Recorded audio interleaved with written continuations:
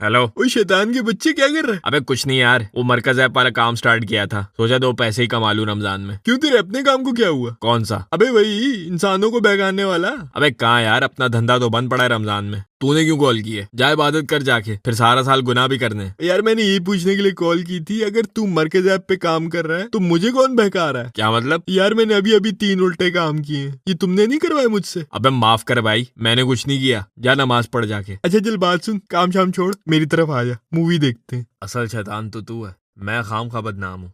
अजान हो गई? हाँ वाजे तो आपको बराबर मिले। शबनम तुम्हारी प्लेट पे सबसे ज्यादा 2 पकौड़े इधर दो। अपनी प्लेट पे ध्यान दो। ये ले, मुझसे ले ले। अम्मी प्याज वाले ये नहीं चाहिए, आलू वाले चाहिए। भाई अपने प्याज वाले मुझे दे दो, मुझसे आलू वाले ले लो। अबे चीनी खत्म हो गई थी क्या? क्यों? अबे इतना फीका शरबत। अबू ठीक तो है। अबे या तो ये शरबत फीका है या तो मुझे कोरोना हो गया। बड़े मियाँ, इफ्तार के बाद जरा कमरे में मिलो, लगता है तुम्हारा ठीक से इलाज करना पड़ेगा। अय्या मजाक कर रही हूँ। बड़े गए।